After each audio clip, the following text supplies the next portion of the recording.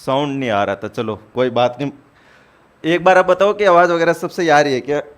Mic on करना रह गया था। हाँ, तो अब देखो साउंड वगैरह सब सही आ रहा है। एक बार फिर से आप सभी लोगों का स्टडी एकेडमी के इस डिजिटल मंच पर स्वागत है। जैसा कि आप सबको पता है कि भाई 2025 चल रहा है, अभी क्या चल रहा है, 2025 चल रहा है। और अब जो है अधीनस्थ बोर्ड हो गया या कोई दूसरा बोर्ड हो गया, आरपीएससी हो गया, ये अब क्वेश्चनों का पैटर्न दिनों दिन चेंज कर रहा है। मतलब कि हर क्वेश्चन वही है लेकिन उस क्वेश्चन के तरीकों को बदल रहा है। तो आज हम इस क्लास में वो देखने वाले हैं कि भाई जो 2025 के अंदर जो 10 जून को जो अपने डेटा एंट्री ऑपरेटर का एग्जाम हुआ था, उसके अंदर कंप्यूटर के कैसे क्या क्वेश्चन आए थे, अभी लेटेस्ट कैसे क्वेश्चन आए हैं, और जो राजस्थान पुलिस के अंदर कैसे क्वेश्चन आएंगे, पटवार में कैसे आएंगे, वीडियो में कैसे आएंगे, वो हम यहाँ से थोड़ा सा अनुमान लगा पाएंगे। तो एक बार आप सभी लोगों से रिक्वेस्ट है कि जो भी इस क्लास को देख रहे हैं, आप सभी लोगों से रिक्वेस्ट है कि अपने स्टेट एकेडमी के इस मंच को आप शेयर करो और सब्सक्राइब करो मेरे प्यारे साथियों। आगे से जो भी कोई भी क्लास रहेगी आपको यहीं पर मिलेगी, ठीक है मेरे भाई। बताओ भाई, पहला पर्सन आपकी स्क्रीन के ऊपर है। अब देखो, डेटा एंट्री ऑपरेटर 10 जून को एग्जाम हुआ था। कब हुआ था? 10 जून को एग्जाम हुआ था। कौन सी कंपनी ने? अब देखना, क्वेश्चन बिल्कुल बेसिक क्वेश्चन है। क्वेश्चन कैसा? बिल्कुल वो बोलते हैं ना 5-10 रुपए वाला पर्सन है, लेकिन इसने क्या पूछा है, कौन सी कंपनी ने चैट जीपीटी को विकसित किया है। अब एक कंपनी का नाम पूछा है, चैट जीपीटी को विकसित किसने किया है। तो बताओ भाई लोगों, अगर आपको पता है तो चैट जीपीटी को विकसित किसने किया है। अब देखो, ये डेवलप कब किया गया था, पहले तो वो सन देख लो एक बार, आपको पता रहना चाहिए भाई कब किया गया था। कब? नवंबर 2022 में चैट जीपीटी को, ठीक है। दूसरी चीज, चैट जीपीटी की फुल फॉर्म क्या आपको पता होनी चाहिए, कई एग्जाम में पूछा जाता है चैट जीपीटी की फुल फॉर्म। अब चैट का तो क्या रहेगा, चैट ही रहेगा, लेकिन जीपीटी का फुल फॉर्म क्या रहेगा, देखो, जनरेटिव प्री ट्रेंड ट्रांसफॉर्मर।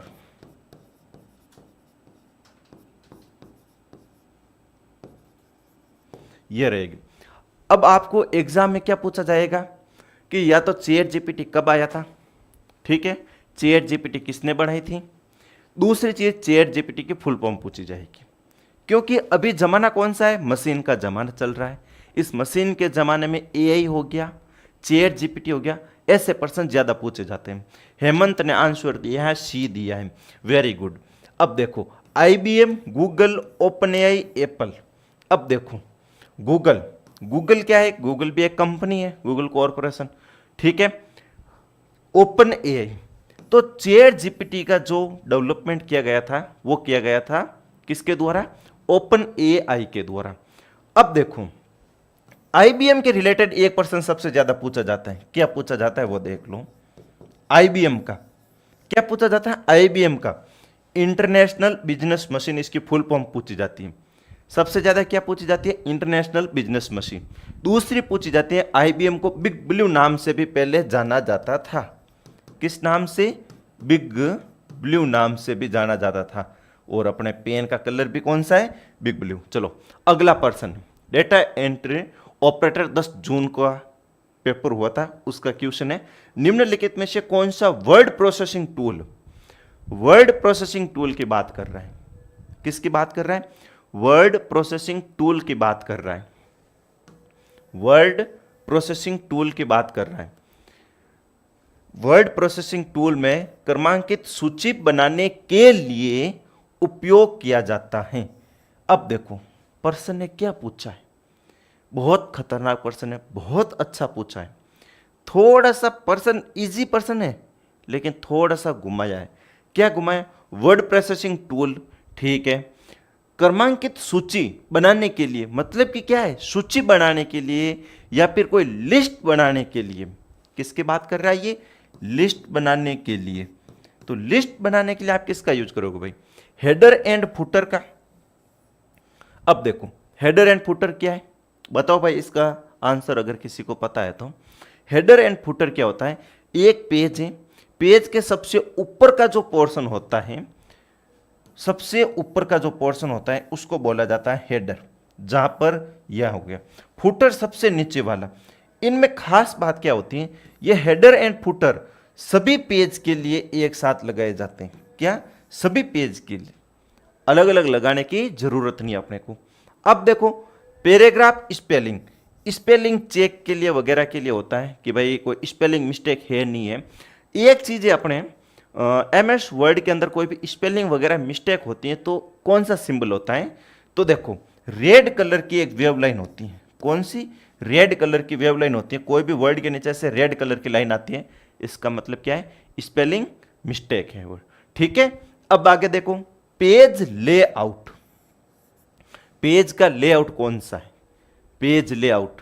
ठीक है भाई, पेज के जैसे ओरिएंटेशन होते हैं, पेज के दो ओरिएंटेशन होते हैं, एक पोर्ट्रेट ऐसे खड़ा, एक दूसरा होता है लैंडस्केप ऐसे पड़ा। ठीक है, फिर होते हैं बुलेटेड और नंबरिंग।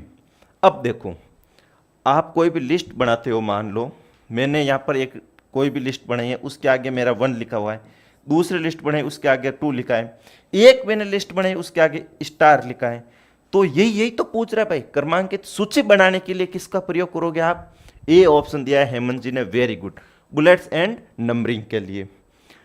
आप लोगों को बता दूं मैं कि भाई Patwar, Rajasthan police, VDO, 4th grade, इन सब के लिए जो इम्पोर्टेंट है अपना कंप्यूटर, स्पेशल कंप्यूटर कोर्स अपने ये ऐप के अंदर करवा रखा है। ठीक है, ज़्यादा कोर्स की फीस नहीं है, लगभग 200 रुपये कोर्स की फीस है। अभी भी अगर आप लोगों ने कंप्यूटर का कोर्स परचेज नहीं किया है या फिर आपको कंप्यूटर में कहीं ना कहीं थोड़ा सा डर सा महसूस होता है, तो आपको क्या करना है कि उस कोर्स को थोड़ा सा परचेज कर लेना है। थोड़ा सा मतलब कितना? 200 रुपये का है, परचेज कर लो, जल्दी जल्दी में क्विक रिवीजन करो। वहां पर आपको बता रखा है कि भाई कौन सी चीज़ें कहाँ से पूछी जा रही है, क्या पूछा जाएगा, थ्योरेटिकल आपको क्या क्या कवर करना है। वो बोलते हैं ना यार, वो झुंड में नहीं चलना है, अपने को थोड़ा अलग हट के पढ़ना है। अब देखो यार क्या क्वेश्चन आ रहे हैं ऐसे ऐसे, तो आपको वो थोड़ा सा अलग पढ़ोगे तभी मजा आएगा। बताओ भाई इसका आंसर। माइक्रोसॉफ्ट पावर पॉइंट में मीडिया क्लिप। अब देखो मीडिया में क्या होता है, आपको पता है मीडिया में क्या होता है? मीडिया में क्या होता है भाई? तो मीडिया में या तो ऑडियो होता है या वीडियो होता है। ऑडियो, वीडियो, साउंड होता है, इमेज भी होती है, इमेज भी होती है। तो ये क्या होता है? ये मीडिया के अंदर होता है। मल्टीमीडिया का अगर आपको पार्ट पूछे कि मल्टीमीडिया क्या चीज होती है, मल्टीमीडिया में क्या क्या आता है, तो वो ऑडियो, वीडियो, इमेज वगैरह ये सारी की सारी चीज होती है। ठीक है, कृष्णा जी ने हंस रहे हैं, वाह क्या बात है, इस जमाने में भी आप हंस रहे हो, मतलब 2025 में भी आप हंस रहे हो, मतलब कि आपके पास या फिर आप बहुत खुश हो इस समय। ठीक है, हेमंत जी का आंसर आया ए। चलो क्या देखते हैं। अब देखो मीडिया क्लिप इंसर्ट करना है। क्लिप माइक्रोसॉफ्ट क्लिप ऑर्गेनाइजेशन का हिस्सा होनी चाहिए। ठीक है, क्लिप को क्लाउड में अपलोड किया जाना चाहिए। ठीक है, क्लिप को पावर पॉइंट फाइल के रूप में सेव किया जाना चाहिए। इसको तो सबसे पहले ही काटो। ठीक है, क्लिप माइक्रोसॉफ्ट वर्ड का हिस्सा होना चाहिए। भाई पावर पॉइंट की बात कर रहा है, वर्ड पूछ रहा है, बावड़ा समझा है क्या हमें? हैं बावड़ा हैं, लेकिन उतने भी नहीं जितने बोर्ड वाले समझते हैं। तो ये भी काटो, काट दिया इसको। माइक्रोसॉफ्ट वर्ड का हिस्सा होना चाहिए, ये भी काटो। अब यहां और यहां अपनी गाड़ी फंसी। क्लिप माइक्रोसॉफ्ट क्लिप ऑर्गेनाइजर का हिस्सा होना चाहिए या क्लाउड में अपलोड किया जाना चाहिए। तो देखो मीडिया को आपको अगर इंसर्ट करना है, कोई भी मीडिया को, तो उसको आपको पहले क्लाउड में स्टोर करना पड़ेगा। ठीक है ना, तो इसका आंसर जाएगा बी जाएगा भाई। ठीक है ना हेमंत जी, आगे चलो भाई। बहुत ही बढ़िया शानदार पर्सन है आपकी स्क्रीन के ऊपर, इसका आंसर दो भाई। बहुत ही बढ़िया जोरदार वाला पर्सन है, नया पर्सन है। आज जो मैं लेके आया ना क्वेश्चन का लेवल बहुत खतरनाक वाला है, मतलब कि हाई लेवल के पर्सन है सारे के सारे। वैसे नहीं है जैसे आप समझते हो। क्यों? निम्न में से कौन सी इनपुट डिवाइस नहीं है? इसमें भी आएगा एक आध क्वेश्चन, लेकिन वो थोड़े अलग है। ये सारे के सारे अभी 10 जून के क्वेश्चन है। 10 जून डेटा एंट्री का जो एग्जाम हुआ था उसमें लगभग 150 क्वेश्चन थे। इनमें से अभी मैं 30 ही लेके आया हूँ, आगे के पर्सन हम आगे एक दो वीडियो में और देखेंगे, ठीक है। अब देखो, निम्नलिखित में से B2C वाणिज्य का उदाहरण कौन सा है? ई कॉमर्स का पूछ रहा है ये। क्या पूछ रहा है ये? ई कॉमर्स का पूछ रहा है। अब ये पूछ रहा है भाई B2C जो है, B2C का उदाहरण कौन सा है? अब देखो, ई कॉमर्स में देखो देखो एक तो होता है B2C, एक होता है B2B, एक होता है C2B, ये ऐसे कुछ होते हैं। अब B क्या है, ये C क्या है? तो देखो B business to consumer, business to business, consumer to business, ये होता है। इसने पूछा है बिजनेस टू कंज्यूमर, मतलब कि क्या है? बिजनेस टू कंज्यूमर, ठीक है। बिजनेस टू कंज्यूमर में बताना ऑनलाइन शॉपिंग प्लेटफॉर्म, ठीक है। व्यवसायों के बीच डेटा विनिमय, व्यवसायों के बीच मतलब कि जो बिजनेस कर रहे हैं उनके बीच डेटा का विनिमय, आदान प्रदान, नहीं, ऐसा नहीं होता भाई, ठीक है। आगे देखो, विक्रेता प्रबंधन, विक्रेता प्रबंधन मतलब मैनेजमेंट विक्रेता का, ऐसा भी कुछ नहीं, मैनेजमेंट विक्रेता का ऐसा कुछ नहीं होता। अपने को देखना है बिजनेस टू कंज्यूमर का एग्जाम्पल कौन सा इसमें, वो देखना है अपने को। तो भाई ये भी नहीं होगा। अब या ये। अब देखो, निर्माता का आपूर्तिकर्ताओं के साथ में समन्वय, बात यहां पे सही है 100%। हेमंत शर्मा, नमस्ते सर जी, नमस्ते जी। निर्माता का आपूर्तिकर्ताओं के साथ में समन्वय, ऑनलाइन शॉपिंग प्लेटफॉर्म। अब देखो, बात यहां और यहां दोनों जगह आके फंसी है, यहां पर आके फंसी है। लेकिन मुझे एग्जाम्पल बताना है B2C का वाणिज्य मतलब ई कॉमर्स के रिलेटेड, निर्माता या आपूर्तिकर्ताओं का संबंध, मतलब कि मैं निर्माता में तो मैं वो ले लेता हूं कि जो मेरे घर के पास में कोई भी दीपक बनाने वाले कुमार रहते हैं और उनका और मेरा संबंध हो गया, उनका और मेरा जो संबंध है, मैं वहां से दीपक लेने के लिए गया, भाई मैं भी तो वहां खरीदना चाहता हूं, तो मैं आगे आपूर्ति करता हूं, मतलब कि मेरे को जरूरत है। तो निर्माता का आपूर्तिकर्ताओं के साथ समन्वय, तो ये तो एक ऑफलाइन टाइप का हो गया। तो यहां आप थोड़ा सा दिमाग लगा के काटेंगे, यहां लिख रखा ऑनलाइन शॉपिंग प्लेटफॉर्म। हाँ, रिश्ता अगर आपको लंबे समय तक बरकरार रखना है और आप अपनी जिंदगी में जैसे आज हंस रहे हो वैसे ही हंसते रहना चाहोगे, तो आपको अपने मोबाइल के अंदर कम से कम 5-7 शॉपिंग प्लेटफॉर्म या शॉपिंग के रिलेटेड जो भी एप्लीकेशन होते हैं वो अपने मोबाइल में इंस्टॉल करके रखो, न जाने कब कौन सा किसके लिए ऑर्डर करना पड़ जाए, ठीक है। तो इसमें क्या होता है, ऑनलाइन शॉपिंग प्लेटफॉर्म में क्या होता है कि भाई जो बिजनेस कर रहा है वहां से लेकर के अपन जो अपने पास में कोई भी ऑर्डर करेंगे तो अपने पास अपन क्या हो गए, कंज्यूमर हो गए, और जो बेच रहा है भाई बेच रहा है वो अब तो बिजनेस कर रहा है, बिजनेस टू कंज्यूमर, ठीक है ना। तो ये बात यहाँ पे ऑनलाइन शॉपिंग प्लेटफॉर्म की हो गई, जैसे कि मेसो, फ्लिपकार्ट, अमेजोन, और 3-4 के नाम, एक ये और कौन सी पड़ी, एक देखो थैली पड़ी है मेरे पास, ही पता ही नहीं और कौन से है, बहुत से हैं शॉपिंग प्लेटफॉर्म, मेरे से ज्यादा आपको पता रहेगा, ठीक है। चलो भाई अगला प्रश्न, स्प्रेडशीट टूल में आप एक तालिका में एक कॉलम, स्प्रेडशीट टूल की बात कर रहा है, स्प्रेडशीट टूल में आप एक तालिका में एक कॉलम या पंक्ति के आकार को कैसे बदल सकते हैं। अब देखो, स्प्रेडशीट ये क्या बोल रहा है, स्प्रेडशीट टूल कौन सा होता है भाई, अपने एक्सेल,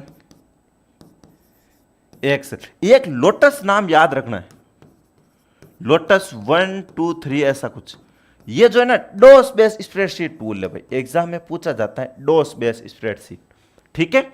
अब देखो एजियो, वाह भाई एजियो का नाम बता दिया है सर, क्लास में भी पढ़ा रखा है क्या ये सब, भाई साहब क्लास में ये सब कुछ मैंने बता रखा है, ये स्प्रेडशीट टूल का ये देखो। अब देखो कुछ बातें वो होती हैं, कुछ बातें ऐसी होती है जो हम हर जगह बयां नहीं कर सकते, कहीं कहीं पे, मतलब क्या क्या है कि ऐसे जो क्वेश्चन की जो टेक्निक्स आती है, जो पढ़ाते टाइम क्या होता है भाई अपन थ्योरी पे फोकस रखते हैं, ठीक है। तो थ्योरी के रिलेटेड जितना भी ओवरव्यू बनता है वो सब मैंने करवा रखा है, ऐप में अपने पढ़ा है, कोर्स पूरा 200 रुपये का है, अगर नहीं देखा है तो देख लेना।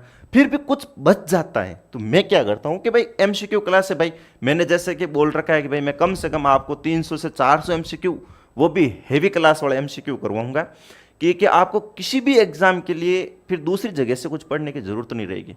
तो ऐप में जो है 4 क्लास पहले 5 क्लास अपलोड हो रखी है और एक ये दूसरी, ये अपना प्लेटफॉर्म नया है, प्लेटफॉर्म नया नहीं है, चैनल नया है। अपना स्टड एकेडमी के पुराने वाले चैनल पे 4 क्लासें पढ़ी है, 5 क्लासें पढ़ी है एमसीक्यू की जो मैंने करवा रखी, ये 6ठी क्लास है अपने इस वाले प्लेटफॉर्म पर, ठीक है।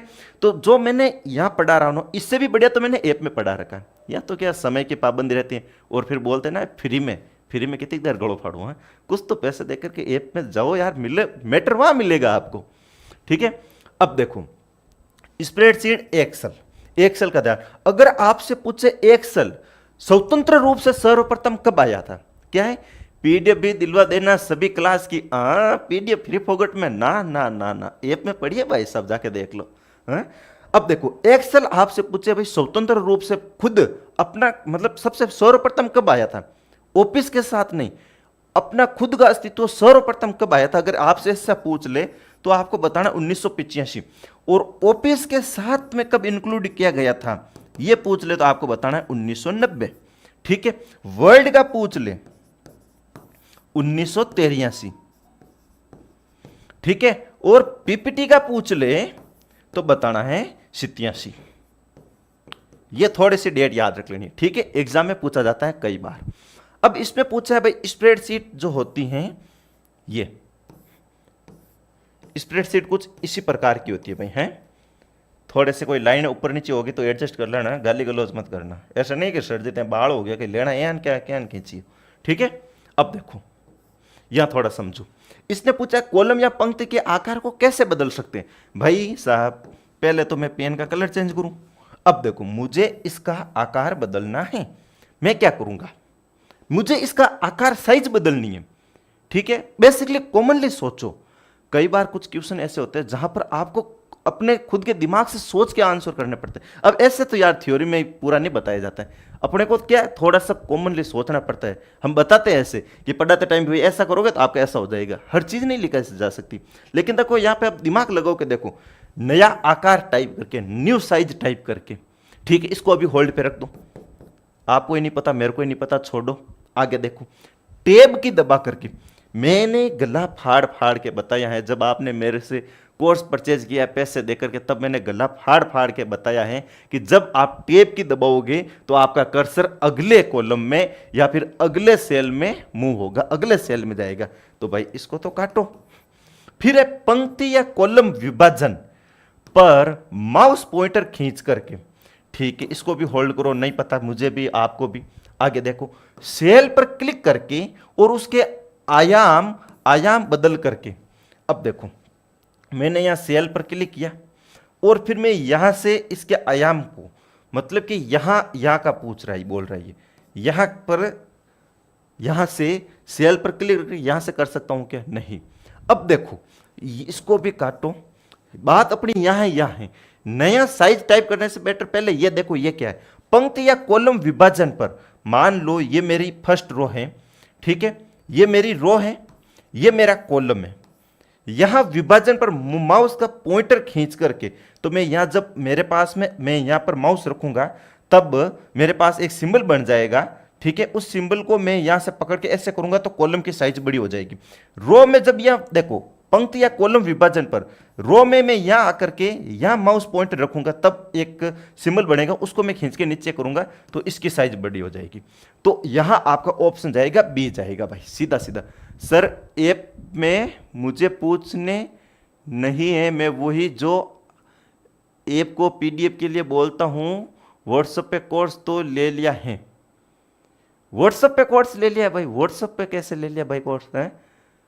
सर जी आप मुझे पहचानने नहीं हो, मैं वही हूं जो आपके पीडीएफ के लिए बोलता हूं। अच्छा पीडीएफ के लिए बोलते हो क्या? हाँ हाँ पहचान लिया अभी, हाँ सही है। अच्छा तो पीडीएफ के लिए जो बोलते हो तो देखो भाई साहब मैंने बोल तो दिया है, अब देखते हैं आपके जो हैं क्या है कि अगर सारी पीडीएफ को एक बार देखना पड़ेगा कि कौन सी चीज़ कहाँ पर क्या पड़ी है, तो वो एक बार कमेंट करके आपको प्रोवाइड करवा देंगे, ठीक है। अब देखो वर्ड प्रोसेसिंग टूल, आज आते ही मैंने बोल दिया टेंशन लेने की बात नहीं वापस, ठीक है। अब देखो वर्ड प्रोसेसिंग टूल, किसमें? वर्ड प्रोसेसिंग टूल की बात हो रही है। जिसमें जस्टिफाई अलाइनमेंट क्या करता है। जस्टिफाई अलाइनमेंट, अलाइनमेंट 4 टाइप के होते हैं। अलाइनमेंट 4 टाइप के होते हैं। अब देखो अलाइन, अलाइन होता क्या है अलाइनमेंट। अब देखो मेरे पास में ये मेरी लाइन है, ये एक मेरी लाइन है, ठीक है। सबसे पहला देखना, मैंने जैसे मेरा नाम लिखना यहां से शुरू किया, ठीक है। ये कौन सा हो गया भाई साहब, लेफ्ट हो गया, ठीक है। दूसरी चीज यहां से देखो ऐसे, दूसरा मेरा दिमाग खिसका, मैं आया बीचों बीच, यहां पे नाम लिखना शुरू किया, ठीक है। ये कौन सा हो गया, सेंटर। तीसरा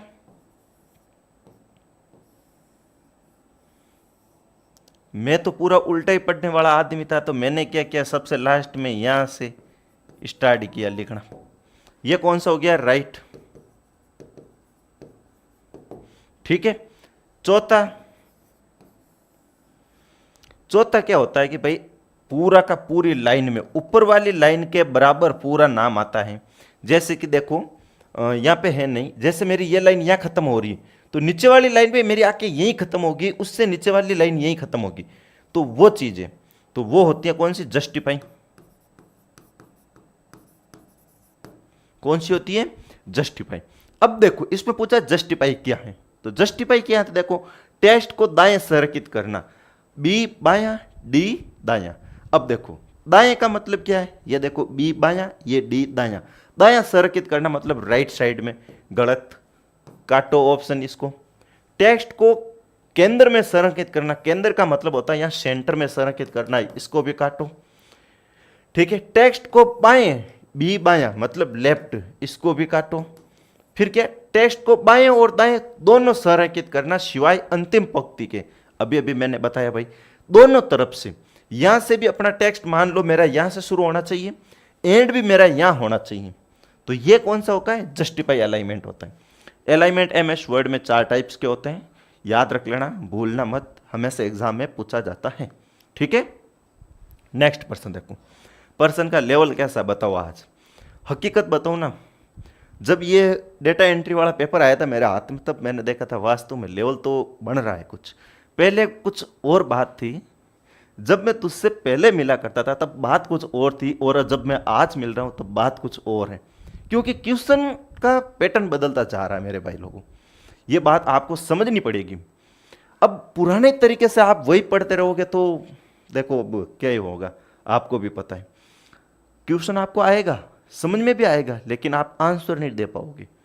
और जब आप नए पैटर्न के अकॉर्डिंग थोड़ा सा अपने माइंड को डेवलप करोगे, थोड़ा सा हट करके सोचोगे, या चारों ओर की बात सोचोगे, या समझने की कोशिश करोगे, तब आप क्वेश्चन के आंसर सारे के सारे दे पाओगे, ठीक है।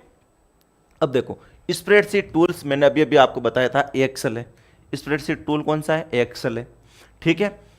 स्प्रेडशीट टूल में E7 में दिया गया फॉर्मूला $A, ठीक है, 1 + B5 को अगर सेल E8 में कॉपी करे तो फॉर्मूला होगा। अगर इसका कोई मुझे सही आंसर दे देवे ना, तो फोन पे करूं 5 रुपये हाथों हाथ। खतरनाक वाला पर्सन है, बहुत खतरनाक वाला पर्सन है। सबसे पहले तो ये देखो, एक होता है सेल रेफरेंस। एक्सेल के अंदर क्या होता है, सेल रेफरेंस होता है। सेल रेफरेंस कितने टाइप का होता है, मेजर 3 टाइप का होता है, ठीक है। सबसे पहला होता है रिलेटिव, दूसरा होता है एब्सोल्यूट, ठीक है, तीसरा होता है मिक्स्ड।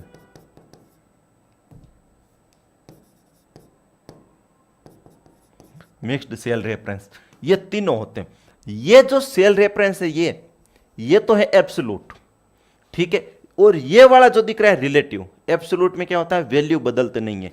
रिलेटिव में क्या होती है, वैल्यू बदलती है। अब इन दोनों को पूरा फॉर्मूले को काउंट करें तो ये हो गया मिक्स्ड, ठीक है। ये कौन सा हो गया, मिक्स्ड। ये कौन है भाई, हेमंत जी, 7th में डी। हाँ हेमंत जी क्या कर रहे हो, हाँ कहाँ से पढ़ के आ गए हो, इतना सब कुछ है, ये बताओ पहले तो फिर मेरे को। आपने बिल्कुल वो आंसर ठोका है जो देना चाहिए था।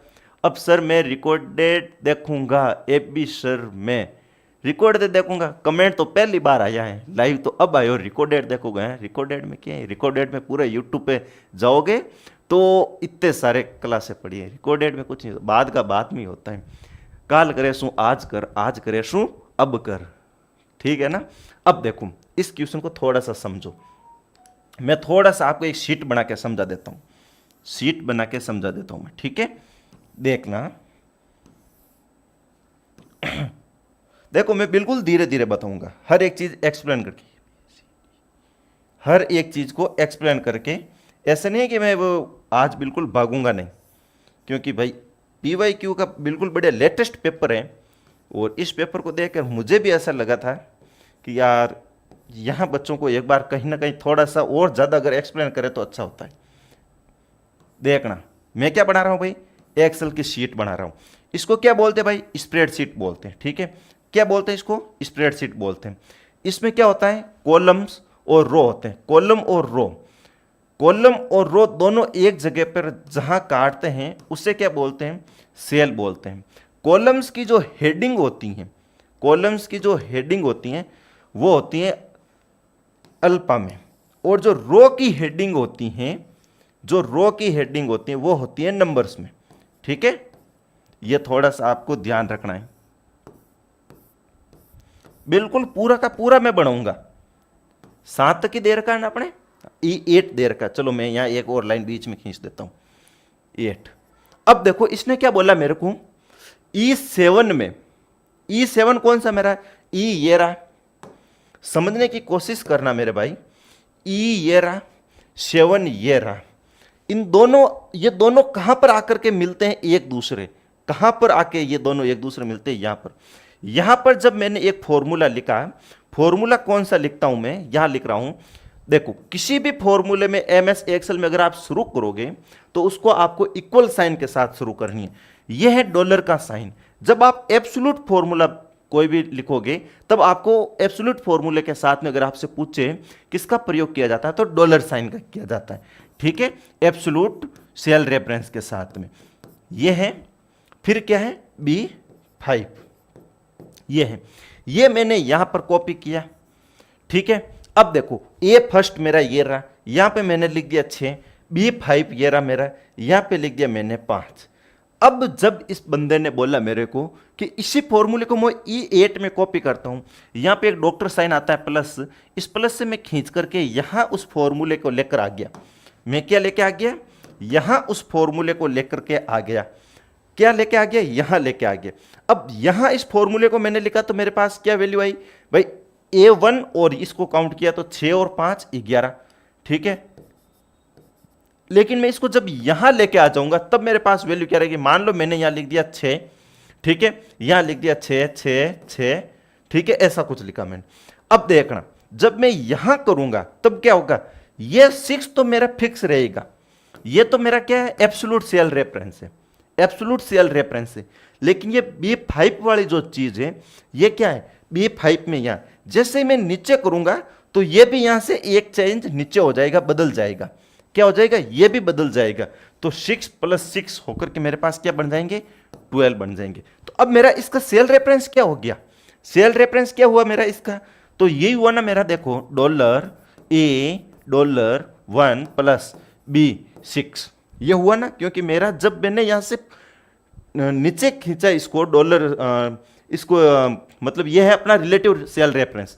जब मैंने यहां पर इसको डॉलर साइन को नीचे बनाया था, तब नीचे किया था, तब यहां पर जो वैल्यू है मेरे पास में ये B5 की न रख करके B6 किया जाएगी, ठीक है, ये ध्यान रखना। तो क्या रहेगा इसका आंसर भाई, देखो ऑप्शन डी सही जाएगा, ठीक है। हेमंत जी का आंसर आया था उस समय वेरी गुड वाला, यह आया बहुत ही फ्री वाला पर्सन, 5 रुपए वाला पर्सन है। ऐसे पर्सनों का तो मैं क्या ही करूं, आप भी बताओ।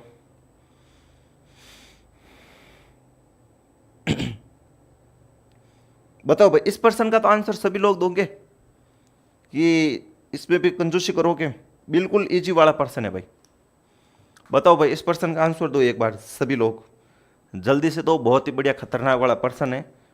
फ्री फोगट के नंबर ऐसा ही पर्सन ला के दिलाते। और जब एग्जाम हॉल में है ना ऐसा ही पर्सन कोई गलत हो जाता है ना, तब वो क्या बोलते हैं ना, बोलते हैं अपन रोना आता है, इतना रोना आता है कि भाई अपन बता ही नहीं सकते, ठीक है ना, जब ऐसे ही पर्सन गलत हो जाते हैं तब। और ऐसे पर्सन तो क्या आपको गलत करने ही नहीं है भाई, ठीक है।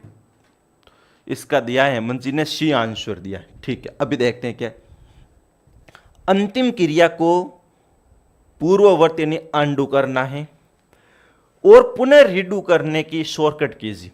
अंडू करना है मतलब कि पीछे जाना है पहले तो फिर वापस आगे आना है। तो मैंने एक ही बात बताई थी, कंट्रोल जेड अंडू, पीछे जाओ।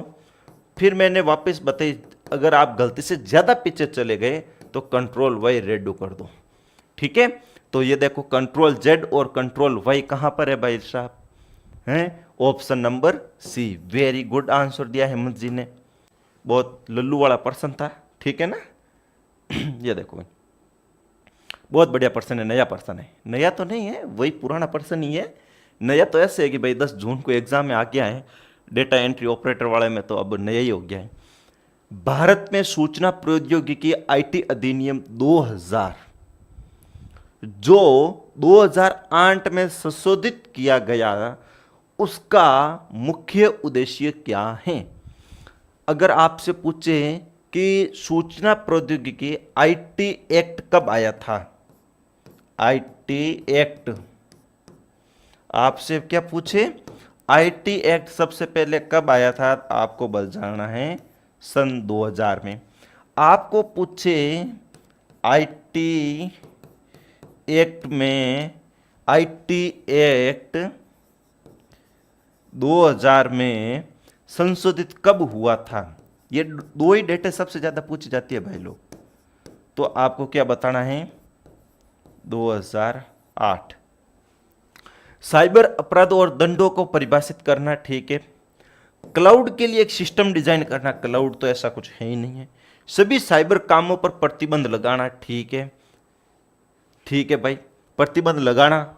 इंटरनेट सेवा प्रदाताओं को नियंत्रण करना, यह भी गलत है। बात अपनी आई है यहाँ पर और ए में और सी में।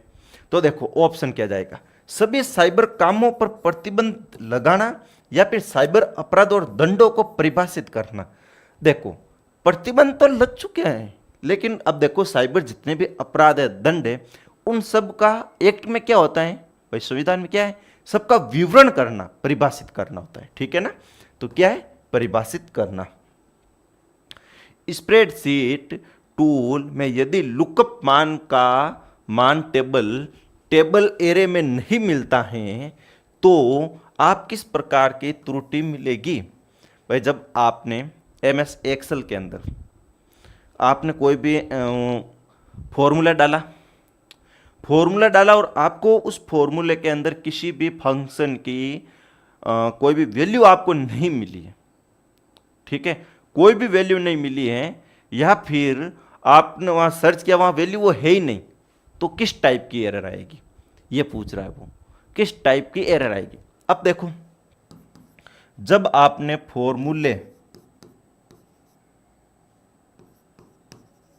फॉर्मूले का नाम ही गलत लिखा तब तो ये एरर आएगी। अब ये और ये दो क्या, पहले ये देखते रेफरेंस की। जब आपने कोई भी रेफरेंस दिया है, मान लो A52B6, जब ये सेल रेफरेंस जो आपने दिया है ये इनवैलिड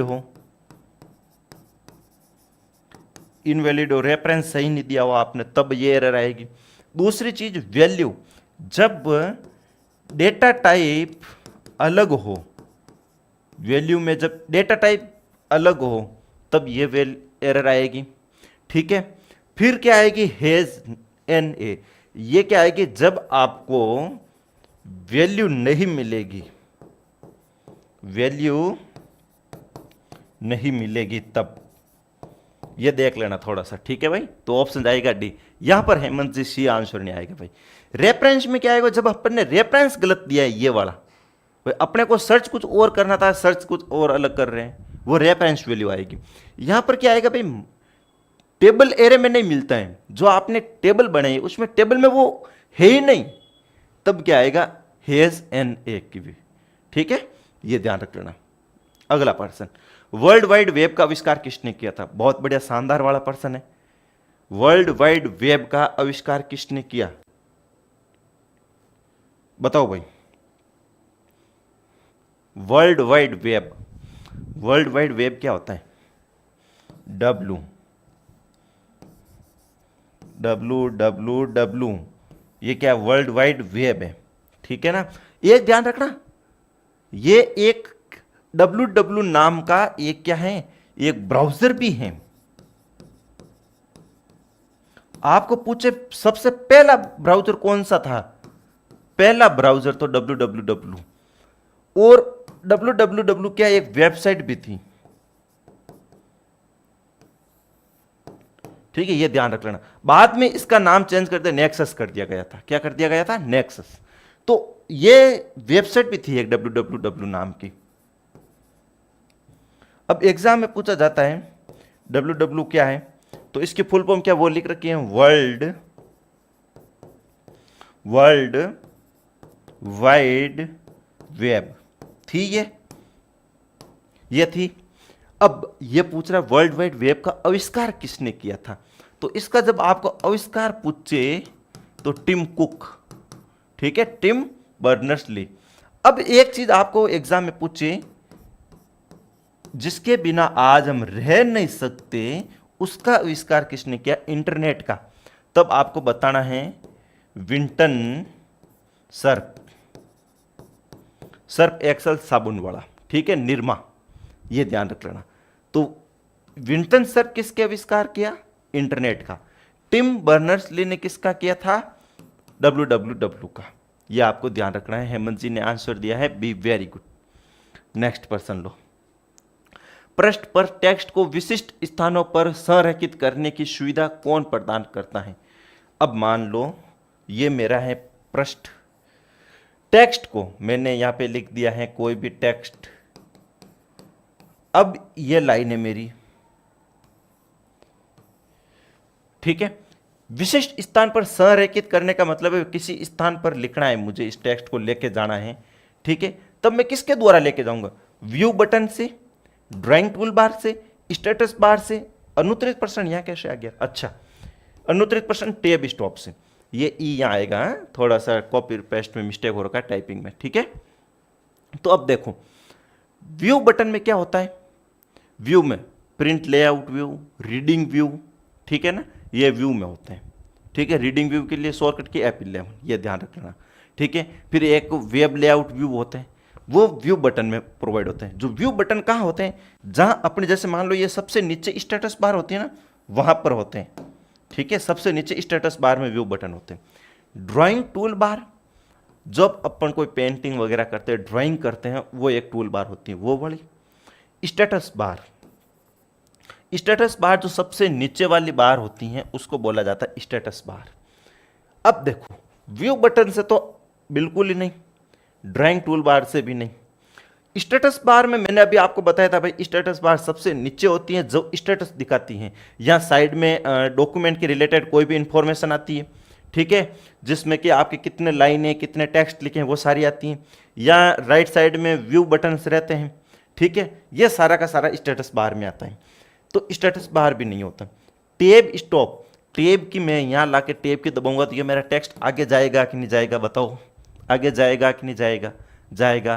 तो हेमंत जी सी नहीं होगा, डी आंसर जाएगा, ठीक है। अगला पर्सन देखो, अगर बाद में भी इस क्लास को कोई भी देख रहा है मेरे प्यारे भाइयों और बहनों, तो एक बार आप जो हैं इसको शेयर करना और चैनल को सब्सक्राइब करना नहीं भूलें। और आप ये 30% है अपने, यहाँ पर आप 30 में से कितने % एक्यूरेट करते हो बाद में कमेंट में जरूर बताना मेरे को, क्योंकि यही समझो कि भाई आपके ये 30% है। राजस्थान पुलिस में आएंगे, ठीक है, पटवार में आएंगे मान लो, ठीक है, तो आप 30 में से कितना स्कोर करोगे? आप अभी क्या पढ़ रहे हो? इनपुट आउटपुट, और प्रश्न ऐसे आएंगे। क्यों भाई? ये पर्सन क्या है?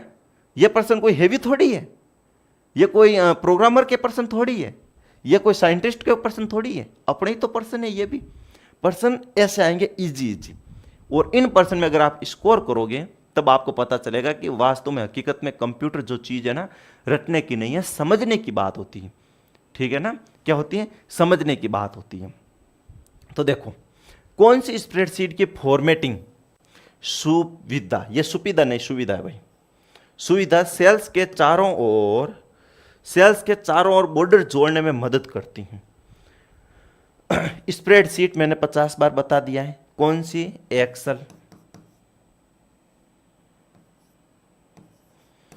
अब मेरा ये बोल रहा है स्प्रेडशीट की फॉर्मेटिंग सुविधा सेल, ये मेरा एक, मान लो ये एक स्प्रेडशीट है और मेरा ये एक सेल है। इस सेल के चारों ओर बॉर्डर जोड़ने के में मदद करता है। कौन करता है? इंडेंटेशन। इंडेंटेशन क्या होता है भाई? मैं यहां से लिख रहा हूं मान लो, तो मेरे यहां से कितना स्पेस छूटना चाहिए, वो होता है इंडेंटेशन। लेफ्ट राइट वगैरह, ठीक है ना, इंडेंट। फिर शेडिंग। शेडिंग क्या होता है? जैसे कि मैंने यहाँ पे कोई नाम लिखा है, ये ए लिखा है, इसकी शेड्स, छाया दिखाई देना कैसे, क्या है वो? मार्जिन।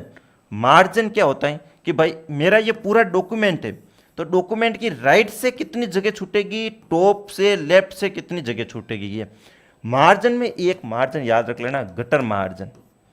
गटर मार्जिन का प्रयोग जो होता है ना, बाइंडिंग के लिए होता है। किसके लिए होता है? बाइंडिंग के लिए। गटर मार्जिन 2 टाइप्स का होता है, एक तो टॉप में और दूसरा होता है लेफ्ट में। ठीक है, ये ध्यान रख लेना। ठीक है भाई साहब, आंसर क्या दिया है? हेमंत जी ने सी दिया। अच्छा, पिछले का दिया, ठीक है। फिर देखो बॉर्डर क्या होता है? बॉर्डर एक ऑप्शन आता है अपने, ठीक है ना, होम में भी रहता है, पैराग्राफ ग्रुप में भी रहता है, ठीक है ना, पैराग्राफ के अंदर रहता है, पेज लेआउट में भी रहता है।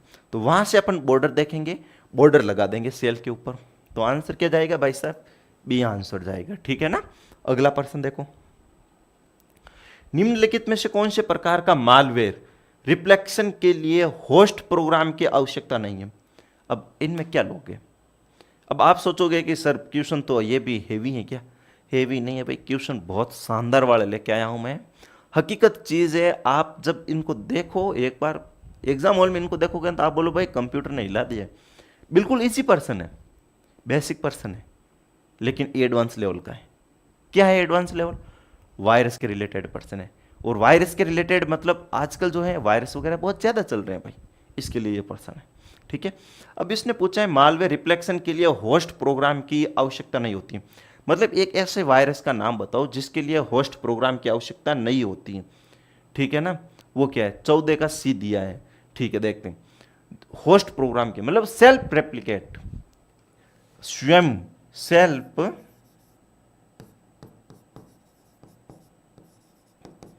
सेल्फ रेप्लिकेट करने वाला वायरस जो अपने आप को खुद क्रियान्वित करता है, स्वयं क्रियान्वित करता है,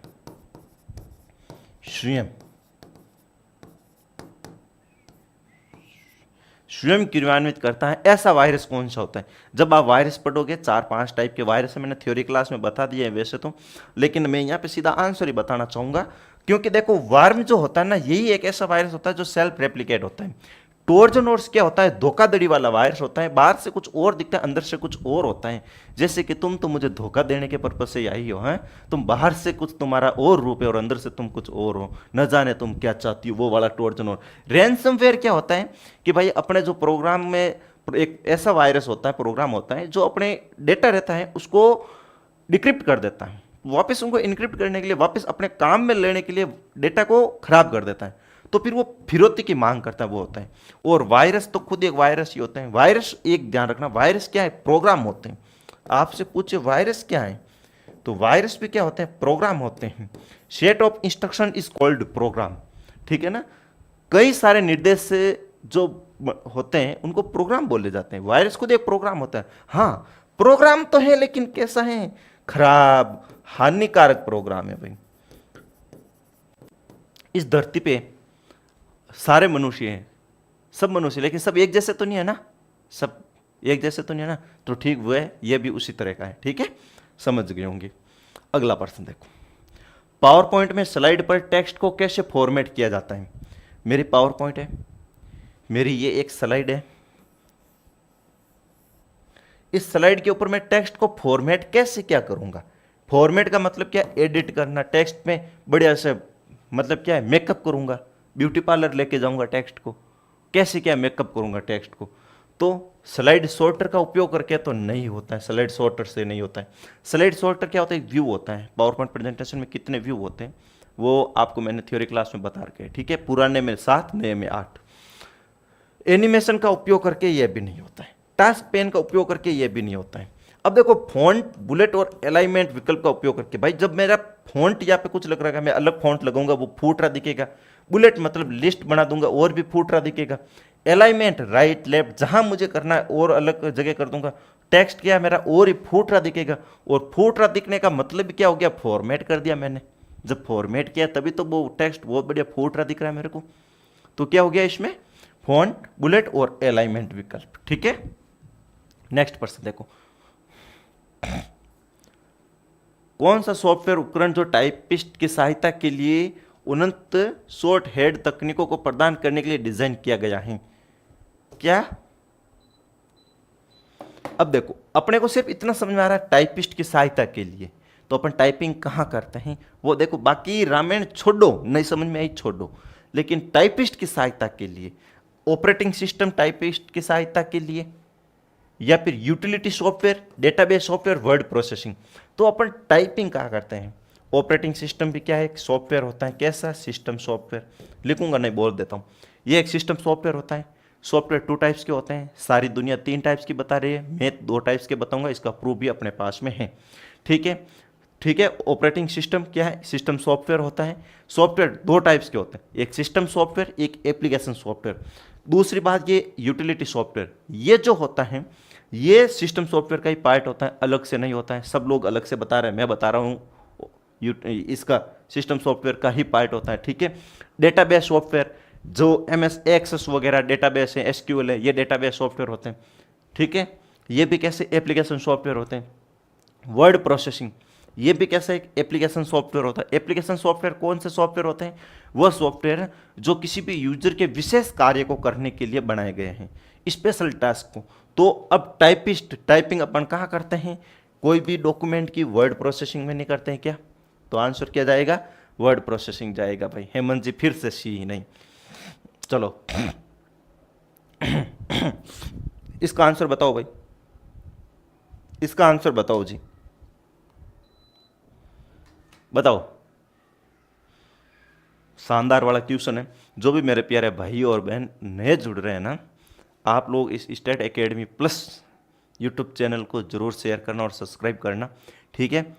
अब देखो, निम्नलिखित में से कौन से फंक्शन का उपयोग आप सेल की श्रेणी में सबसे बड़ी संख्या को खोजने के लिए करेंगे। अब मेरे पास में एक सेल है, सेल के अंदर मुझे सबसे बड़ी वैल्यू फाइंड करनी है, तो काउंट और मिन तो आप ऐसे ही काट दोगे, आप आओगे यहाँ और यहाँ कंफ्यूजन में होगे। बड़ी वैल्यू देखोगे, सोचोगे कि सर जी बड़ी बड़ी बड़ी बड़ी वैल्यू क्या है, बड़ी वैल्यू क्या है, हैं। श्रवण जी, राजपुरोहित जी, 17 में बी, वेरी गुड, 17 में बी, वेरी गुड आंसर दिया है भाई श्रवण जी ने, आते ही सही जवाब दिया है, ठीक है। तो अब देखो, लार्जेस्ट नाम का फंक्शन नहीं होता है। लोग यहाँ देखते हैं लार्जेस्ट, बड़ी, वाह वाह वाह, मजा आ गया, नाम से नाम मिल गया, ठोको आंसर। लेकिन ध्यान रखना, सबसे बड़ी वैल्यू फाइंड आउट करने के लिए मैक्स, छोटी वैल्यू फाइंड आउट करने के लिए मिनी। किसी भी फॉर्मूले की शुरुआत हमेशा इक्वल साइन के साथ में होती है, यह भी ध्यान रख लेना है, ठीक है। काउंट फंक्शन का काम क्या होता है, काउंट फंक्शन का मेरे सेल के अंदर जितनी मैंने वैल्यू लिखी हैं उन सबको काउंट करता है, लेकिन ध्यान रखना ओनली न्यूमेरिक वैल्यू को काउंट करेगा। जैसे मैंने ABC लिख दिया, इसको काउंट नहीं करेगा। इसको काउंट करने के लिए मेरे पास में एक दूसरा फंक्शन होता है, उस फंक्शन का नाम होता है काउंटा ए, ध्यान रख लेना भाई लोग, ठीक है। मॉडम का कार्य क्या है, यह भी मैंने आपको अच्छे से बता रखा है कि भाई मॉडम का कार्य क्या है क्या नहीं है, बताओ। मॉडम क्या काम आती है और क्या काम में नहीं आती है। एक बार जो भी लोग जुड़ रहे हो ना, सब्सक्राइब करना मत भूलना, ये अपना स्टडी एकेडमी का ही परिवार है, ठीक है ना। स्टडी एकेडमी का ही एक दूसरा चैनल है, तो इसको भी आप सब्सक्राइब करना मत भूलना। न जाने कुछ क्लासें इधर कुछ क्लासें उधर, बीच में आप न रह जाओ, इसलिए दोनों जगह बेल आइकन दबा देना। इसमें आपका कुछ नहीं जाता, घाटा आपका ही है, ठीक है, ध्यान रख लेना। तो आंसर दिया डी दिया है 18 में, ठीक है। मॉडेम। अब देखो आपसे पूछे मॉडेम किस प्रकार के डिवाइस है। मॉडेम यह जो डिवाइस है ना, इनपुट और आउटपुट दोनों टाइप की डिवाइस आपसे पूछे तो ये ध्यान रख, इनपुट और आउटपुट दोनों टाइप की कौन सी डिवाइस है, तो मॉडेम राम जी, ये ध्यान रख लेना। इसका क्या काम होता है कि भाई साहब जो सिग्नल होते हैं कंप्यूटर में, जो सिग्नल होते हैं कंप्यूटर के, जो सिग्नल होते हैं वो कैसे होते हैं, डिजिटल सिग्नल होते हैं। लेकिन इन सिग्नल को कहीं मेरे साथी के पास में, जिससे मैं बेपनाह मोहब्बत करता हूँ, वहाँ पर मुझे भेजना है, तो दूर है, वो फॉरेन में बैठे हैं, मुझे वहाँ भेजना है, तो डिजिटल सिग्नल तो जाएंगे नहीं इतने दूर। डिजिटल सिग्नल तो क्या है, लॉन्ग डिस्टेंस ट्रेवल नहीं कर सकते हैं। तो मुझे क्या करना पड़ेगा, इसको एनालॉग सिग्नल में कन्वर्ट करना पड़ेगा। क्या करना पड़ेगा भाई, एनालॉग सिग्नल में। एनालॉग सिग्नल में बदलने के लिए मुझे जिस डिवाइस की जरूरत पड़ती है, मैं उस डिवाइस को बोलता हूं मॉडेम। तो यहां इस मॉडेम ने क्या किया, डिजिटल सिग्नल को लिया है और एनालॉग सिग्नल में कन्वर्ट कर दिया है। अब मेरा जो बेपनाह जिससे मैं प्यार करता हूं, वो मेरा साथी बैठा है कहां पर, फॉरेन में। अब उसका जो कंप्यूटर है वो डिजिटल भाषा समझता है, कौन सी, डिजिटल भाषा ही समझता है। तो अब देखो ये डिजिटल समझता है, मैंने सिग्नल भेजा है एनालॉग में, ये बोलेगा कि तुम प्यार तो बहुत करते हो लेकिन सिग्नल किसमें, एनालॉग में भेजा, मैं कैसे समझूंगा। तो मैं फिर से यहाँ पर एक डिवाइस लगाऊंगा मॉडेम। ये मॉडेम डिवाइस एनालॉग सिग्नल को लेगी यहाँ से, मतलब कि यहाँ पर तो क्या कर रही है, इनपुट कर रही है, और यहाँ देखो ये आउटपुट दे रही है यहाँ पे, और यहाँ इनपुट लेके वापस आउटपुट में क्या दे देगी, डिजिटल सिग्नल दे देगी। क्लियर बात हो गई, क्लियर सारी की सारी मॉडेम की कहानी। तो डिजिटल डेटा को एनालॉग सिग्नल में, ठीक है, और एनालॉग सिग्नल को डिजिटल डेटा में बदलने का कार्य किसका होता है, मॉडेम का कार्य होता है भाई। अगला प्रश्न देखो जल्दी से, कौन सा सर्वर डोमेन नाम को इसके संबंधित आईपी पते में बदलने के लिए जिम्मेदार होता है। क्वेश्चन थोड़ा अलग है, टॉपिक थोड़ा अलग है, लेकिन चीज वही है जो आपके एग्जाम में आएगी। गुरुदेव आपसे निवेदन है, एमएस वर्ड, एक्सेल और पीपीटी को अप्लाइड फॉर्म से समझा दीजिए अलग क्लास में। अलग क्लास में अप्लाइड फॉर्म से मतलब आप ये चाह रहे हो कि मैं भाई प्रैक्टिकल करके बता दूं अलग क्लास में। पॉसिबल हुआ तो जरूर करूंगा मैं, आपने बोल दिया है, अगर पॉसिबल हुआ तो 100% बता दूंगा आपको। लेकिन देखो इसमें एक बार दो बार मैंने ट्राई भी किया है मेरे भाई, लेकिन दिक्कत कहाँ आ रही है मैं बता देता हूँ। दिक्कत क्या आ रही है, अप्लाइड फॉर्म में जैसे ही मैं यहाँ पे एमएस वर्ड ओपन करूंगा, एमएस वर्ड में ओपन करूंगा, लाइटें इतनी है कि एमएस वर्ड के जो ऊपर नाम वगैरह जो सब कुछ लिखा होता है ना, वो दिखता ही नहीं है। वो क्या है, दिखता ही नहीं है। या तो फिर मैं ऐसे कर सकता हूँ, एक ही काम है भाई, डिस्प्ले शेयर कर दूंगा, मैं अपने आप को हाइड करके फिर बोल के समझा सकता हूँ। लेकिन क्या है ना कि जब मैं खुद सामने खड़ा रहूंगा तो पैनल पे जो वाइट वाइट जो नाम लिखे हैं, होम टैब, मेन्यू टैब, वो नहीं दिखती है। आपके कहने से पहले ही मैंने प्रैक्टिकल करके कई बार देख लिया और एक दो बार ट्राई भी किया कि यार कुछ तो ऐसा कुछ करूं कि दिख जाए, लेकिन पॉसिबल नहीं हो पाया, धुंधला धुंधला दिखता है। एक बार और फिर कुछ और तरीका निकाल के देख लूंगा मैं। अब देखो कौन सा सर्वर डोमेन नाम को इसके संबंधित आईपी पते में बदलने का काम करता है। अब देखो आप इंटरनेट से कनेक्ट होते हो मेरे भाई, जब आप अपने चाहते से रात में आवाज सुने बगैर जब आपको नींद नहीं आएगी या उसका चेहरा देखे बिना आपको नींद नहीं आएगी, तो आप उसको वीडियो कॉल करोगे। वीडियो कॉल करोगे मतलब आप इंटरनेट से कनेक्ट होगे। जैसे ही आप इंटरनेट से कनेक्ट हो गए, आपको एक आईपी एड्रेस असाइन किया जाता है। आईपी एड्रेस की साइज पूछते आपको तो 32 बिट का होता है, यह भी ध्यान रखना। आईपी एड्रेस 32 बिट का कौन सा, IPv4, ठीक है। एक 6 होता है, वो होता है 128 बिट का मेरे भाई, ठीक है। अब आप जब उससे इंटरनेट से कनेक्ट होगे, आपका जब एक दूसरे बात करोगे, ठीक है, आपको आईपी एड्रेस असाइन हो गया। अब जब आईपी एड्रेस असाइन हो गया, हर एक आईपी एड्रेस का एक अलग वापस डोमेन नेम भी होता है, तो इन दोनों को कंबाइंड करने का नेम। अब आईपी एड्रेस कैसा होता है, जैसे कि 178.142. ऐसा कुछ होता है, तो ऐसे को याद नहीं करते। इस आईपी एड्रेस को एक कॉमनली नेम दिया जाता है, कॉमनली एक नेम दिया जाता है। इस नेम को, ये जो नेम है और आईपी एड्रेस, इन दोनों को कंबाइंड करने का काम कौन करता है, ये पूछ रहा है। अब देखो HTTP hyper text transfer protocol. ये क्या करता है कि जब आप रिक्वेस्ट भेजते हो कि प्लीज मेरा फोन उठाओ, तुम्हारा चेहरा देखे बिना मुझे नींद नहीं आती है, तब आप सर्वर को, इंटरनेट को रिक्वेस्ट भेजते हो, हाइपर टेक्स्ट ट्रांसफर प्रोटोकॉल। ठीक है, आपकी रिक्वेस्ट लेके जाता है, जब उसका चेहरा दिख जाता है आपको वापस रेस्पॉन्स देने का कार्य इसका है। FTP फाइल ट्रांसफर प्रोटोकॉल इसकी फुल फॉर्म होती है। कोई भी आप फाइल भेजते हो कि देखो जाने मन हम घूमने चले थे, वहां की फोटो मैंने भेजी है, तो वो फाइल ट्रांसफर प्रोटोकॉल के थ्रू जाती है। वेब सर्वर, जो भी मेरी जितने भी वेबसाइट है, जो भी वेबसाइट है जहां मैं स्टोर करता हूं, उसको वेब सर्वर बोला जाता है। DNS सर्वर जो होता है, ये दोनों IP एड्रेस और डोमेन नेम की मैपिंग करता है। आया समझ में? इतना बढ़िया बढ़िया हम जो पचे था समझ में नहीं आवे, गरम फूटा मारान थाना दोनारा बेड़ा हैं।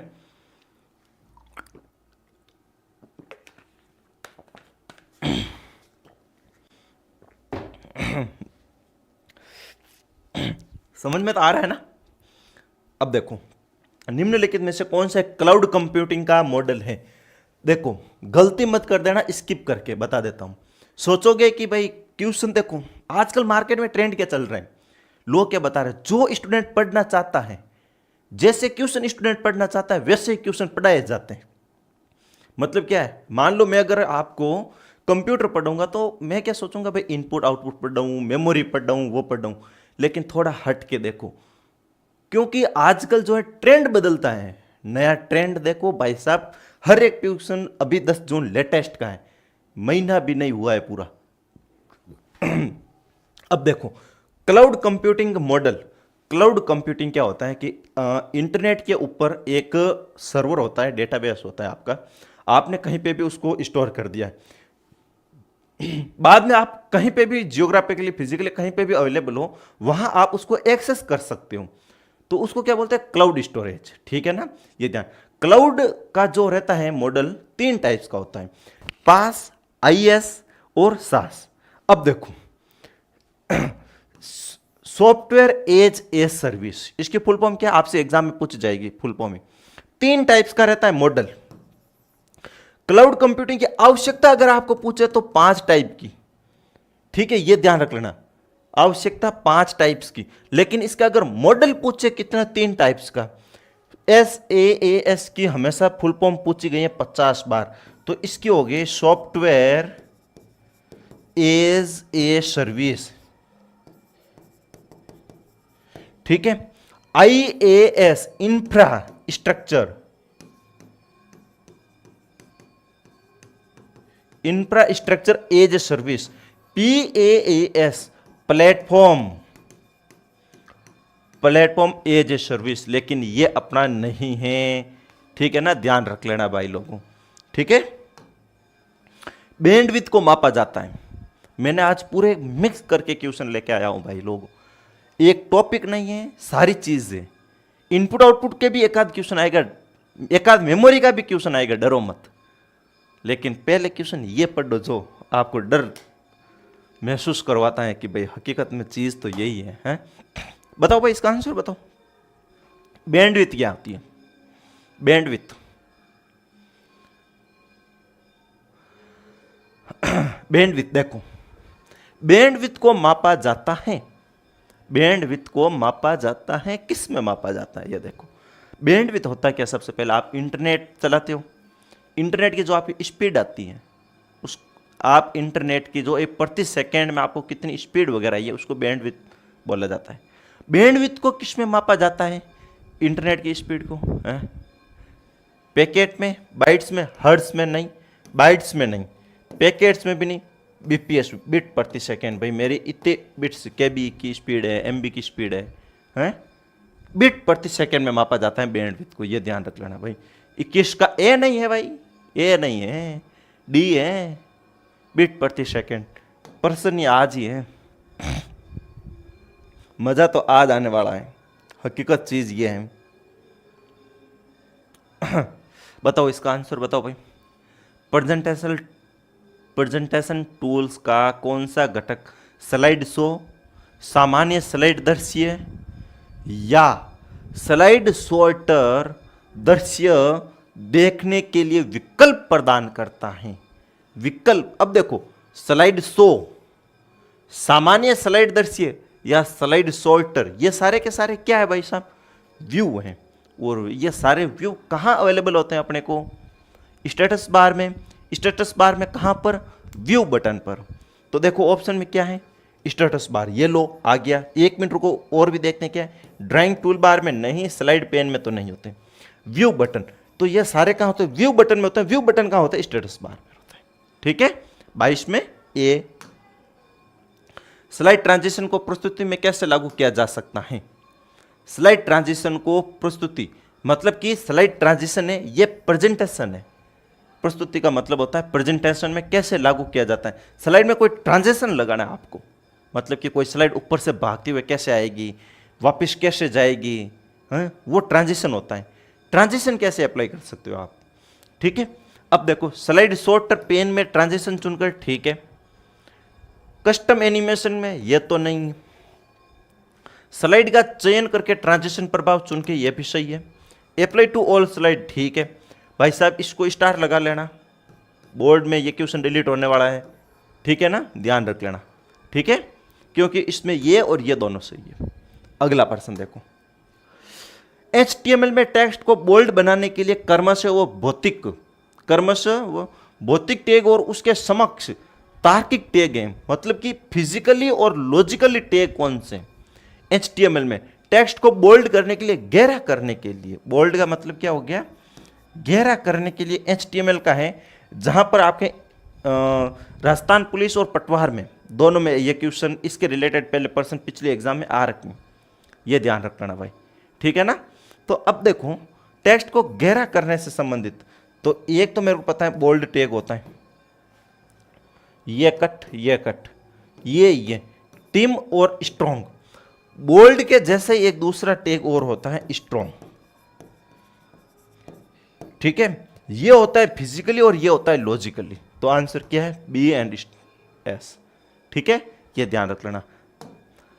आखिर में कमेंट करके जरूर बताना मेरे भाइयों कि आपके 30 में से कितने % सही हो रहे हैं।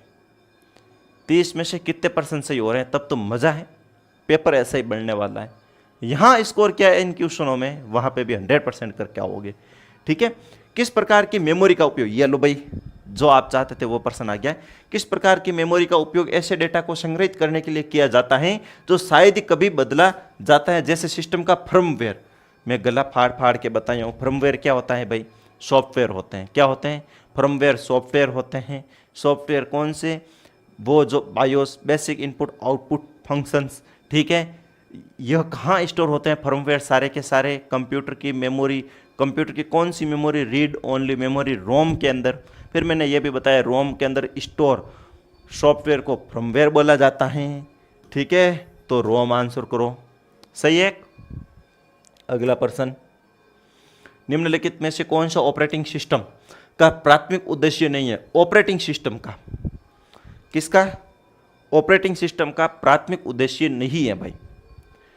ऑपरेटिंग सिस्टम क्या होता है, मैंने बताया अभी आपको क्या है, ये एक सॉफ्टवेयर होते हैं।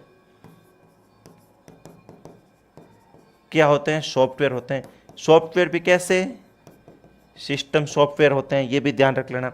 सिस्टम सॉफ्टवेयर होते हैं। सॉफ्टवेयर के टाइप भी मैंने बता दिए, 2 होते हैं। अब ऑपरेटिंग सिस्टम का प्राथमिक उद्देश्य नहीं, मैं तेरे साथ नहीं हूं, मैं उसके साथ हूं वाला पर्सन है ये, मतलब कि नहीं दे रखा है। ठीक है, उपयोगकर्ताओं के लिए कंप्यूटर के साथ इंटरफेस प्रदान करना है। ठीक है भाई, इंटरफेस तो प्रोवाइड करता ही है, केवल डेटा स्टोरेज और सुरक्षा को संभालना है। ठीक है, यह भी सही है भाई। हार्डवेयर संसाधन को मैनेजमेंट करते हुए प्रोग्राम्स को एग्जीक्यूशन करना, यह भी सही है। मानव सोच को प्रबंधित करना, भाई मेरी सोच को कैसे प्रबंधित करेगा बताओ, मेरी सोच को कोई कर सकता है क्या, मैं कितना क्या सोचता हूं, गलत। अगला प्रश्न, एक मजबूत पासवर्ड में क्या होना चाहिए। बस मेरा पासवर्ड तुझे नहीं बताऊंगा मैं, तुम चाहे कुछ भी कर लो। और इतना स्ट्रॉन्ग पासवर्ड लगाने के लिए, आपको क्या करना पड़ेगा। आप ऐसे तो नहीं 1 2 3 4 तो लिखोगे नहीं, आपका नाम तो लिखोगे नहीं, कुछ तो यूनिक पासवर्ड लगाओगे कि नहीं लगाओगे। तो वो यूनिक पासवर्ड के लिए आपको क्या करना पड़ेगा, वो चीज़ है। देखो केवल अक्षर नहीं, एक व्यक्ति का नाम नहीं, अक्षर, नंबर और विशेष वर्ण सारे कुछ ठोक दूंगा मैं, 10 से 1 नंबर लिख दूंगा, फिर तुम क्या करोगे। ठीक है, अगला प्रश्न देखो, कंप्यूटर वायरस आमतौर पर कैसे फैलते हैं? भाई वायरस कैसे फैलता है? पिंटू जो सर एग्जाम 19-20 को होगी क्या? होगी नहीं होगी वो बात छोड़ो, वो बात छोड़ो। वैसे टाइम समय सबसे कम मिला है, लेकिन होगी नहीं होगी वो छोड़ो, हो जाना चाहिए। मैं तो बोल रहा हूँ कंपटीशन कम होवे, जैसे भी तैसे भी हो जाएगा। आपको क्या लग रहा है 19-20 को होगा पेपर वही आएगा जो अभी आ रहा है, और बाद में होगा पेपर आज आ रहा है वैसे ही आएगा, और जो स्कोर आज आप करके आओगे बाद में भी वही स्कोर आपका रहेगा, ये ध्यान रख लेना। तो वो फिक्र छोड़ो, पेपर हो जाना चाहिए नहीं हो जाना चाहिए वो सारी बोर्ड पर है। अपने को अपनी तरफ से 18 तारीख की रात को 8 बजे बस फाइनल कर देना है भाई, अपना सब कुछ खत्म है, अब सुबह देखेंगे क्या होना है क्या नहीं होना। ठीक है, वायरस आमतौर पर कैसे फैलते? भाई वायरस कैसे फैलते हैं? फाइलों को ड्राइव पर अपलोड करने से आमतौर पर फैलते हैं। ठीक है, इंटरनेट से डिस्कनेक्ट करके, स्यू को एग्जीक्यूशन योग्य फाइलों से जोड़ करके, एंटीवायरस अपडेट के माध्यम से। ये तो गलत, ये भी गलत। मैं आया यहां और यहां दोनों जगह मैं फंस गया। फाइलों को ड्राइव पर अपलोड करने से, भाई मैं अपलोड करूंगा उससे वायरस नहीं आएगा, डाउनलोड करूंगा तो आएगा। अपलोड का मतलब क्या है? मेरे कंप्यूटर से किसी दूसरे कंप्यूटर में मैं डेटा भेजता हूं वो अपलोड होता है, दूसरे से मैं अपने कंप्यूटर में उसकी फोटो डाउनलोड करता हूं तो वो होती है डाउनलोड। ठीक है, स्यू को एग्जीक्यूशन योग्य फाइलों से जोड़कर, मतलब कि वायरस अपने आप को किसी एग्जीक्यूटेबल फाइल के साथ में जोड़ देते हैं, उससे क्या होते हैं? वायरस फैलते हैं। ठीक है भाई साहब, अगला प्रश्न देखो। एक नेटवर्क फिल्टर है। भाई फिल्टर क्या है? फिल्टर है जो पूर्व निर्धारित सुरक्षा नियमों के आधार पर नेटवर्क में ट्रैफिक की निगरानी एवं विनियमन, ये क्या है? टाइपिंग मिस्टेक है भैया, निगरानी करता है, ट्रैफिक की निगरानी करता है। मतलब कि भाई नेटवर्क में ट्रैफिक का ध्यान करता है कि भाई कोई फर्जी आदमी तो अपने कंप्यूटर में नहीं घुस गया है, कुछ डेटा तो कोई नहीं चोरी कर रहा है, इसके रिलेटेड कौन सा क्या एक चीज है वो बताने आपको। ठीक है, तो अब देखो, spam, cookies, digital certificate, firewall. एक ध्यान रखो, फायरवॉल सॉफ्टवेयर एंड हार्डवेयर, बहुत टाइप की डिवाइस है, आपसे पूछे। ठीक है, अब देखो स्पैम तो जो मेल वगैरह आते हैं, ठीक है, वो बड़े। कुकीज जो अपने इंटरनेट के ऊपर सेव होती हैं कि अपन को सर्च करके डिलीट कर देते हैं, वो बड़ी। डिजिटल सर्टिफिकेट, डिजिटल सिग्नेचर वगैरह वो। फायरवॉल, यही एक फायरवॉल क्या एक दीवार के जैसे होती हैं कि अपने कंप्यूटर में किसी भी अनऑथराइज पर्सन को अपने कंप्यूटर में आने से रोकने का काम जो भी करती है वो करती है। कौन करती है? फायरवॉल करती है। एक वायरस होता है, एक फायरवॉल होता है, इन दोनों में डिफरेंट ध्यान रखना। वायरस क्या करता है? जो पहले से मौजूद वायरस रहते हैं, ठीक है, पहले से जो मौजूद वायरस रहते हैं, इनको हटाने के लिए किसका प्रयोग करेंगे अपन? एंटीवायरस। तो ये वायरस जो है ना, इस वायरस को अगर कंप्यूटर से हटाना है तब तो अपन क्या करेंगे? एंटीवायरस का यूज करेंगे। लेकिन कोई नए वायरस अपने कंप्यूटर में नहीं आ जाए, उसको बीच में रोकना है, दीवार बनानी है, तो फायरवॉल का प्रयोग करेंगे।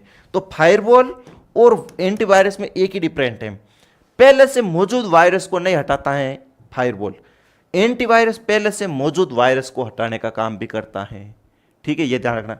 फायरवॉल सॉफ्टवेयर एंड हार्डवेयर दोनों टाइप की डिवाइस होती हैं, ये ध्यान रख लेना भाई। ठीक है, तो एक बार आप सभी लोग मेरे प्यारे भाइयों और बहनों, आपके कितने क्या क्वेश्चन सही हो रहे हैं एक बार कमेंट में जरूर बताना। और ये अपने स्टडी एकेडमी का जो चैनल है, आप सभी लोगों को अपने दोस्तों के साथ में शेयर करो और सब्सक्राइब करो मेरे भाइयों और बहनों। आज जो है हमने लगभग 30% किए हैं। कितने परसेंट किए? 30% किए भाई। 29% ही, 1% बीच में से कहीं गायब हो गया, कोई दिक्कत की बात नहीं है, अपने घर की बात है, अपने एडजस्ट कर लेंगे। ठीक है, तो कितने लगभग अपन ने 30% किए हैं। कितने आपके सही हो रहे हैं, कितने नहीं हो रहे हैं? 10 जून का एग्जाम था डेटा एंट्री ऑपरेटर वाला, वो सारे क्वेश्चन मैं आपके सामने लेके आया हूँ। नया तरीका था, नए क्वेश्चन थे, बस टॉपिक वही थे जो आप हमेशा पढ़ते हो, पर्सन वही थे, लेकिन पूछने का तरीका अलग था। इस पर्सन को राजस्थान पुलिस में पूछ रखा है 2 बार। ठीक है, एलडीसी में पूछ रखा है, लेकिन इस बार कुछ अलग से पूछ लिया इसने। 2 बार ऐसे पूछा हार्डवेयर सॉफ्टवेयर डिवाइस कौन सी है, और एक बार ऐसे पूछा कि पहले से मौजूद वायरस को कौन नहीं हटाता है, फायरवॉल, ऐसे पूछा था। और अब की बार पूछ लिया कि भाई निगरानी करता है ट्रैफिक पर। तो बात वही चीज़ें घुमा फिरा के पूछा जाता है। तो आप सभी लोगों को एक बार फिर से रिक्वेस्ट है कि ज़्यादा से ज़्यादा लोग अपने साथियों के साथ शेयर करो और स्टेटस लगाओ अपने व्हाट्सएप पर। बाकी अब हम मिलते हैं हमारी अगली क्लास के अंदर। आपको और भी जल्दी क्लास मिलेगी जब आप कमेंट में और भी डालोगे कि सर अपने को कंप्यूटर के और भी क्लास करवाओ, तब तो मिलेगी, नहीं तो फिर जैसे अभी थोड़ा टाइम लगा वैसे भी आपको क्लास मिलती रहेगी। बाकी आपको अगर थ्योरी क्लास पढ़नी है तो ऐप के अंदर प्रोवाइड अपना पूरा कोर्स है, 200 रुपये का कोर्स है, ज़्यादा महंगा नहीं है, बहुत लाजवाब कोर्स है। ठीक है, अब हम मिलते हैं हमारी अगली क्लास के अंदर, तब तक के मेरे प्यारे साथियों, जय हिंद।